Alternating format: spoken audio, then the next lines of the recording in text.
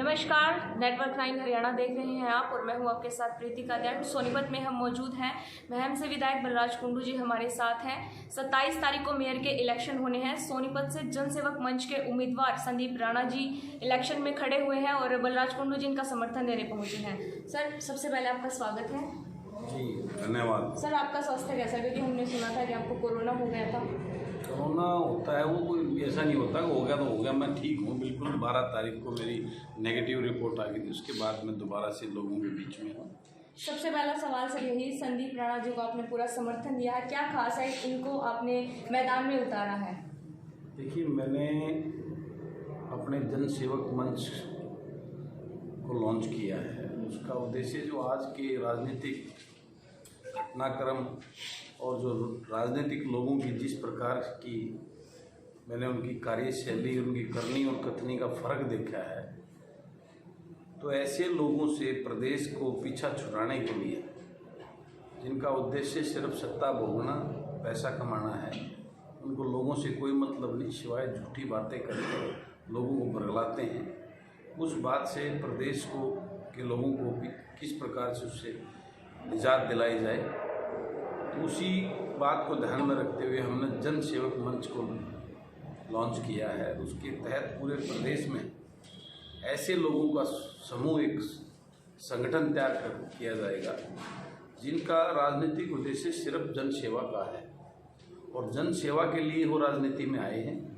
और एक नई राजनीतिक किरण इस प्रदेश को देने के लिए हमने काम किया है। उसी के तहत हमने यहाँ सोनीपत मेयर चुनाव के लिए जो यहाँ पे सर्वे किया, उसमें भाई संदीप को हमने एक ऐसा जनसेवक की भूमिका में मेरा, जो पिछले 15 साल से वो पहले पार्षद भी रहे हैं, उन्होंने पार्षद में कोई 1 रुपये का कोई लोभ लालच या कमीशन खोरी ना करके जनता की सेवा की है। जनता के बीच में रहकर अपने घर से जो ना लोगों की जितनी उनकी हैसियत थी से ज़्यादा उन्होंने लोगों की सेवा की है। तो इसी को ध्यान में रखते हुए हमने अपना प्रत्याशी जनसेवक मंच का पहला चुनाव हम मेयर का लड़ने जा रहे हैं। उसके हमारे प्रत्याशी के तौर पर भाई संदीप राणा जी को हमने यहाँ उतारा है। और निश्चित रूप से आज सोनीपत की जनता इस बात को सोचने के लिए मजबूर है कि आज जो कांग्रेस और बीजेपी के जो कैंडिडेट हैं, बीजेपी से तो पूरे प्रदेश नहीं देश का मोह भंग हो चुका है। वो किस प्रकार की झूठी और जुमलेबाज पार्टी है और उसने पूरे प्रदेश और देश को लूट लिया और बेच दिया। तो भाजपा को तो पहले देश और प्रदेश के लोग वैसे ही नकार चुके हैं। रही बात दूसरी कांग्रेस की, तो कांग्रेस के जो प्रत्याशी हैं उस बात को पूरा सोनीपत जानता है कि उनकी छवि किस प्रकार के लिए। उनका तो अभी से वो इतने घमंड की वो राज घराने का बच्चा है, अमीर ज़्यादा है, वो तो यहाँ किस प्रकार से प्लॉटों पे कब्जा किया जाए, किस प्रकार ऐसी प्लानिंग बनाने वाला वो लड़का है। इसका राजनीति का उद्देश्य जनता के बीच में रहकर लोगों की सेवा करना उनका उद्देश्य है। इसी उद्देश्य को पूरा करने के लिए और आज जिस प्रकार की जातिगत राजनीति भाजपा ने फैलाई हुई है, तो अब की बार ये एक ऐसा मौका मिला है सोनीपत की जनता को, तो एक चोट से 2 शिकार करेगी। और इस जातिगत राजनीति का जो एक शिकार पूरा प्रदेश एक जाति विशेष के लोगों ने पूरे सिस्टम पे कब्जा कर लिया है, उसको धराशायी करने का काम करें। सर, किसान आंदोलन के बारे में बात करें, बॉर्डर पे हर रोज लगभग एक किसान अपनी शहादत देता है, तो क्या आपको नहीं लगता कि सरकार की उनके प्रति कोई जवाबदेही है? उनके लिए सरकार को कुछ करना चाहिए। ये किसान आंदोलन आज एक क्रांति का रूप ले चुका है और आपने बोला जिस प्रकार से आज इतनी ठंड हो रही है और वहाँ हमारे बुजुर्ग वहाँ बैठे हुए हैं, माताएं बैठी हैं, बहनें बैठी हुई हैं, युवा साथी किसान पूरे हरियाणा प्रदेश के, राजस्थान के, पंजाब के, यूपी के, मध्य प्रदेश के जो आए हुए हैं बॉर्डरों पे, निश्चित रूप से ये एक ऐसा बदलाव देश के अंदर आएगा जिस प्रकार के अहंकारी, तानाशाही और अड़ियल रवैये की केंद्र सरकार है, जो अपना जमीर सब कुछ जो ना अडानी अंबानी जैसे कॉरपोरेट हाउसेज को बेच चुकी है। ये आज सरकार कॉरपोरेट हाउसेज के इशारे पे चल रही है।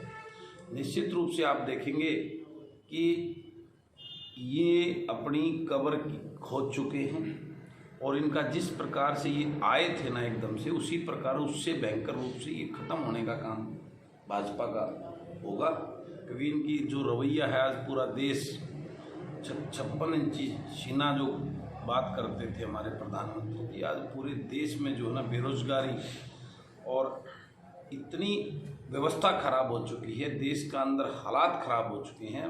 हर रोज़ आपको देखने को हर एक समुदाय में, कर्मचारी में, व्यापारी में, सब में आंदोलन, उनका आक्रोश सरकार के प्रति हो चुका है।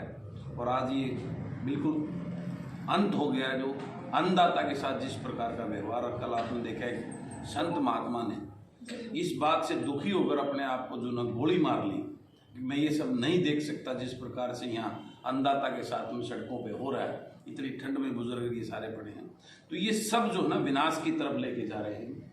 मैं तो बार बार निवेदन करता हूँ, पुनः आपके माध्यम से निवेदन करता हूँ इसके अंदर सरकार को वो जल्द से जल्द किसानों से माफ़ी मांगते हुए इनके हक उनको देने का काम करे। ये 3 काले कानून जो एक डेथ वारंट के रूप की तरह किसान के लिए हैं, इनको ख़त्म करके और किसान की सभी मांगों को मांगते हुए किसान से माफ़ी मांगकर उनको घर भेजने का काम करना चाहिए।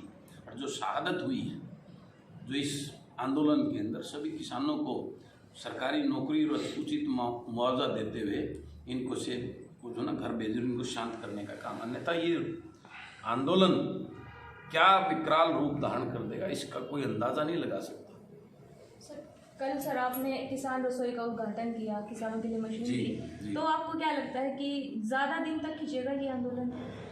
देखिए, आज किसान उस मोड में है, जब तक किसान को उसका हक नहीं मिलेगा, ये काले कानून वापस नहीं होंगे, किसान वापस मुड़ने वाला बिल्कुल कतई नहीं है। और उसी को लेके जो हमने किसान रसोई, हमारा फर्ज और धर्म और कर्म बनता है। किसान के बेटे हैं हमारे क्षेत्र में, हमारे मेहमान जो पंजाब, राजस्थान, यूपी से जो भाई आए हैं, किसान भाई, उनकी व्यवस्था खाने पीने की कर रही है, तो हमारा धर्म उसी के मेहनत हमने वो किसान रसोई को वहाँ चलाने का निर्णय लिया। और उसको मेरी पूरी टीम बड़ी ईमानदारी और निष्ठा के साथ सेवा भाव से जो ना उसको वहाँ लोगों को खाना खिला रहे हैं।